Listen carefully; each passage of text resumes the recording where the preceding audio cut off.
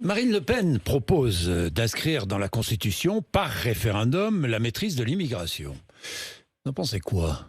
Vous avez regardé un peu ce qu'elle propose? Oui, je m'intéresse au débat public et à ce que disent les grands candidats aux élections présidentielles, évidemment, et même les candidats plus modestes, bien sûr. Le débat d'idées est toujours intéressant, mais on voit bien que Mme Le Pen reste sur ses vieilles lunes.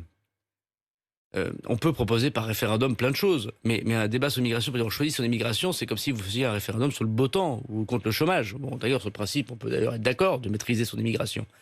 Mais c'est beaucoup plus compliqué lorsqu'on est en responsabilité. La grande différence avec Mme Le Pen, c'est que nous sommes, nous, un parti de gouvernement. Nous acceptons de travailler sous contrainte. Et on ne peut pas s'asseoir sur l'Europe, on ne peut pas s'asseoir sur les traités internationaux, on ne peut pas s'asseoir sur la volonté des pays de faire des laissez-passer consulaires. Qu'est-ce qu'elle veut, Mme Le Pen? Imaginons, Monsieur Bourdin, que j'expulse, sans le dire à l'Algérie, la Tunisie et au Maroc, des citoyens de leur pays. Je les mets dans un avion, je les fais décoller, je les fais atterrir de force, je les fais descendre de force, et après on referme vite l'avion et on s'en va. C'est pas sérieux. C'est bien des relations diplomatiques que nous devons avoir. Elles sont difficiles, mais l'exercice du pouvoir, Monsieur Bourdin, c'est difficile. Les Français sont là pour juger si on a été bon ou pas bon, ils pourront le faire. Mais c'est difficile. Il y a une différence entre écrire des livres et être polémiste, et puis d'avoir l'exercice concret du pouvoir. À Mme Le Pen, elle écrit des livres, elle est polémiste. Ouais. Et à M. Zemmour, et Éric Zemmour. La supériorité du droit français sur le droit international, c'est ce qu'elle propose aussi pour reprendre,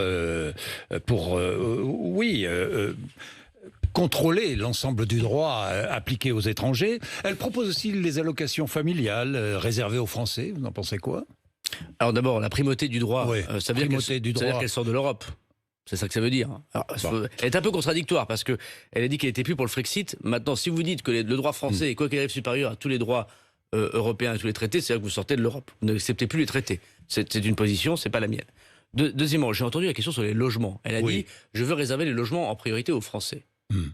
Il n'y a pas plus absurde. Quelle que soit l'origine, d'ailleurs. Oui, mais il n'y a pas plus absurde, objectivement, que cette proposition. Pourquoi? Pour trois grandes raisons. D'abord, ce qu'il faut regarder, c'est est-ce que vous avez le droit de rester sur le territoire national. À partir du moment où vous accordez, imaginons que le gouvernement de Mme Le Pen accorde une autorisation d'être sur le territoire national. Vous lui refusez l'accès au logement? C'est-à-dire qu'on n'arrête pas de dire que les étrangers qui sont sur notre sol doivent s'intégrer, doivent travailler, doivent avoir un logement, doivent mettre leurs enfants à l'école, doivent parler la langue de la République. Et elle, ce qu'elle fera, c'est qu'elle leur mettra des handicaps dès le début pour pas qu'ils accèdent au logement. Deuxièmement, les étrangers, ils payent des impôts comme tout le monde. Ils payent la TVA, ils payent l'impôt sur le revenu.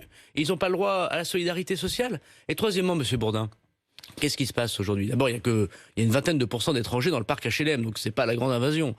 Qu'est-ce qui se passe, Monsieur Bourdin? Il faut quand même bien mesurer ça. Quand on dit ça à des personnes qui sont étrangers, que la France, elle est fermée à tous les vents et qu'elle refusera désormais d'avoir des jeunes médecins, des jeunes architectes, qui vont peut-être vivre dans un moment de pauvreté, parce que vous savez, les étrangers qui sont sur notre sol, ils sont plus pauvres que les nationaux qui sont sur notre sol, et va refuser le logement social. Elle veut qu'elle dorme dans la rue? C'est ça que veut Mme Le Pen? Ça n'a aucun sens.